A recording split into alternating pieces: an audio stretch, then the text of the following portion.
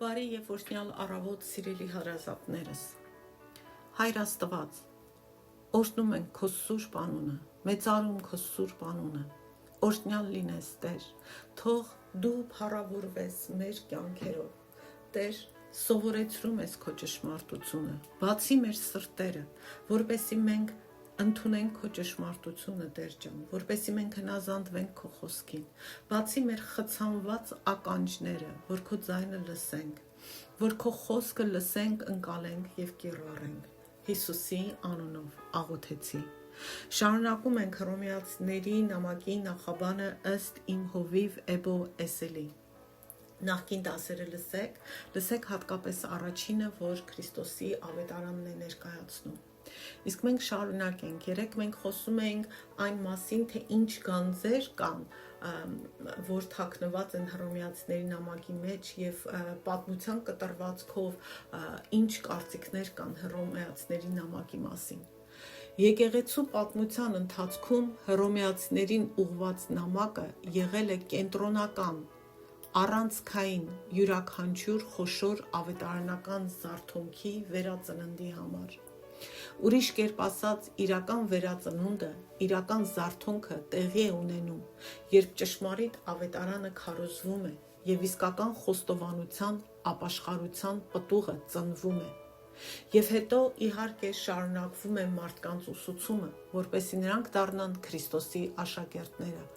ապրելով իրենց կյանքը Քրիստոսի փառքի համար եւ Աստծո հաճության համար։ Այսինքն իրական ապաշխարությունն ու խոստովանությունը գալիս է ճիշտ ավետարանը քարոզելուց։ Բողոքական բարեփոխման ժամանակ Մարտին Լյութերը, ով դարձավ շարժման առաջնամարտիկը, հռոմեացիներ առաջին գլխի 17-րդ խոսքը շրջադարձային է համարում իր համար,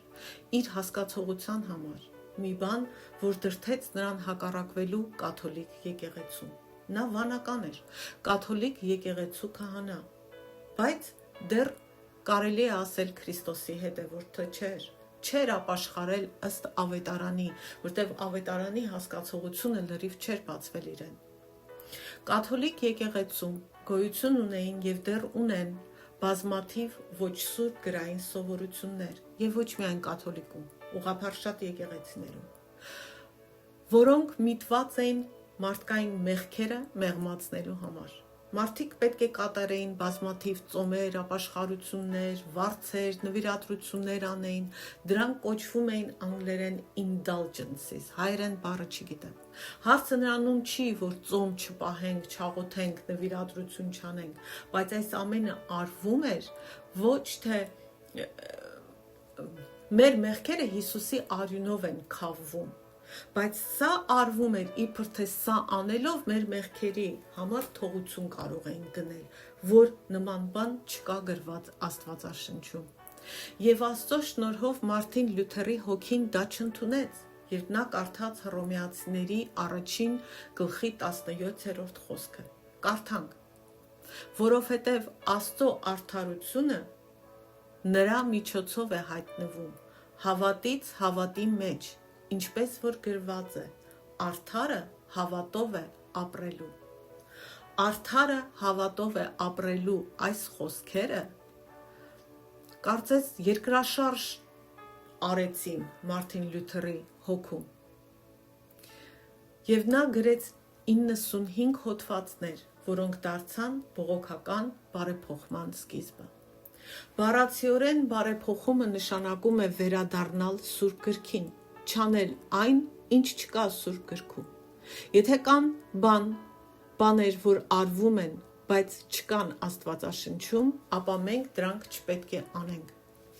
Իհարկե կաթոլիկ եկեղեցին, ուղղափառ եկեղեցին եւ այլ եկեղեցիներ շատ բաներ են կիրառում, որոնց չես գտնի նոր կտակարանում։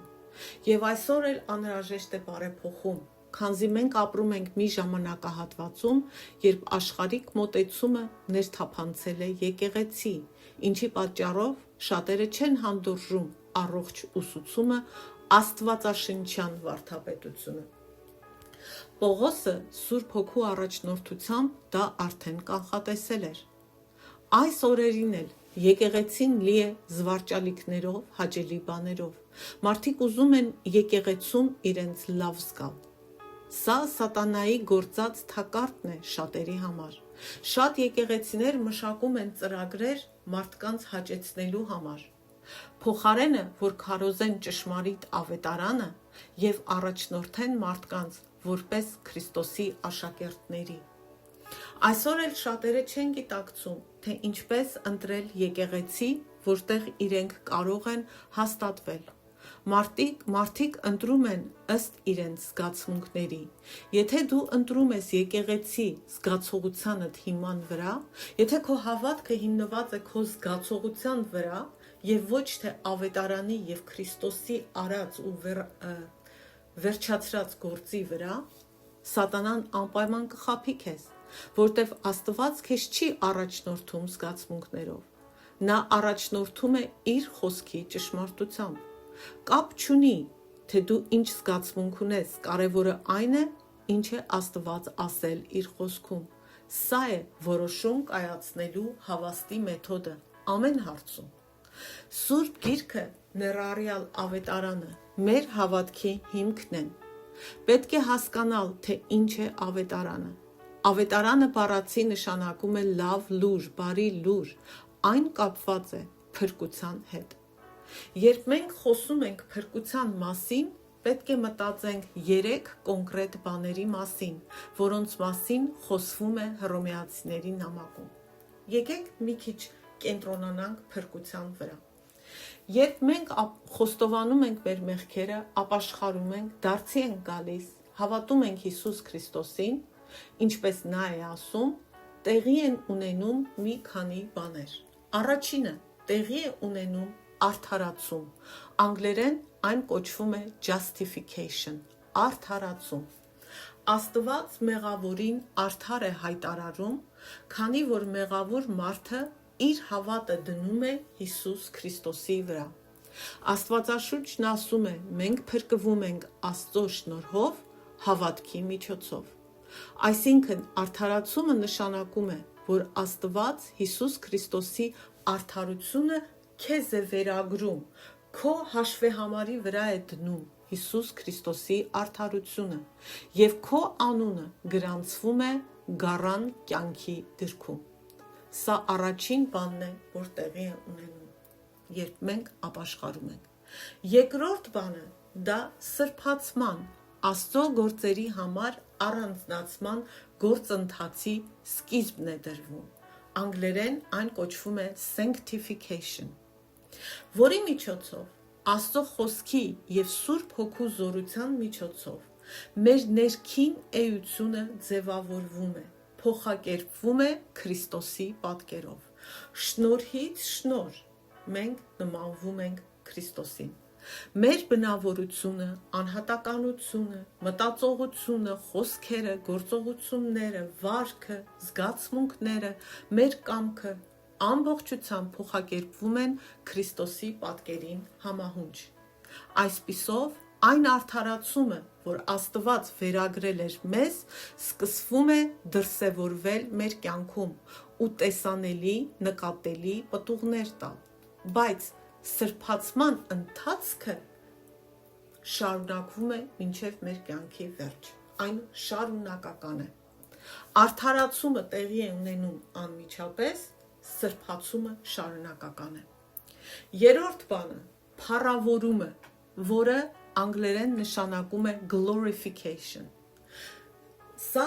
մեր մարմնի փառավորումն է։ Սա տեղի կունենա միայն Հիսուսի գալստից հետո, մեր Տիրոջ վերադարձից հետո։ Մեր մարմինների վերջնական փրկությունը, երբ որ այս մեր մահկանացու փտող մարմինը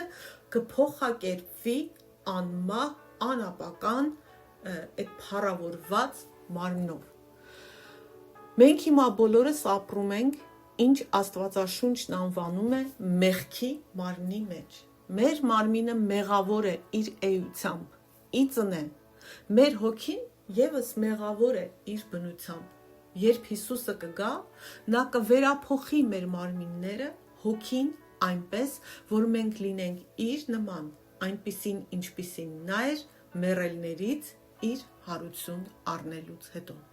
Ուրեմն, երբ մենք ապաշխարում ենք, հավատում ենք Հիսուսին,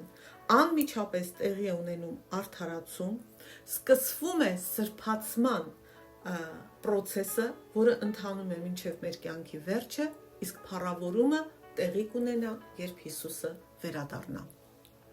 կամ երբ մենք ենք գնում Տիրոջ մոտ։ Շատ կարևոր է հասկանալ, որ փրկությունը դա միայն վերստին ծնվելը չէ, միայն դարձի գալը չէ, այն ավելի խորը երևույթ է, խորը գործընթաց է։ Երբ Հռոմեացիներ նամակի 1 գլխի 16-ում Պողոսն ասում է. ես ավետարանը ամոթ չեմ համարում, քանի որ Աստծո զորությունն է ամեն հավատացյալի փրկության համար, նա պարզապես չի ասում, որ ավետարանը Աստծո զորությունն է միայն ապաշխարության համար։ Ոչ, ապաշխարությունից բացի, դարձի գալուց բացի, ավետարանի զորությամբ մենք փոխակերպվում ենք, սրբացվում ենք, ապա Քրիստոս գալիս է և մեզ առաջնորդում իր փառքի մեջ։ Երբ մեզ Հիսուս Քրիստոսը բերում է իր փառքի մեջ, Աստված մեզ ամբողջությամբ վերականգնում է, դարձնելով մեզ ճիշտ այնպիսին, ինչպես Քրիստոսը։ Այդ պահին մահը իր զորությունը կորցնում է, մեղքն էլ կորցնում է իր զորությունը։ Այսքանը այսօր, վաղը կխոսենք այն մասին, որ փրկությունը նաև կապված է մեղքի հետ։ Ես փորձում եմ կարճ պահել այս հատվածները, որ հեշտ լինի հասկանալը և որ կարողանաք անհրաժեշտության դեպքում բազմակի անգամներ լսեք։ Թող քանդվի մեր մեջից հոգևոր ծուլությունը, ֆիզիկական ծուլությունը, թող կապվի չարի ոգին, որ խլում է մեզանից մեր ցանկությունն ու ժամանակը Աստծո խոսքը լսելու, Աստծո խոսքը ուտելու և կիրառելու։ Սնվեք, սիրելիներ, և զորացեք Հիսուսի ճշմարտությամբ։ Ամեն։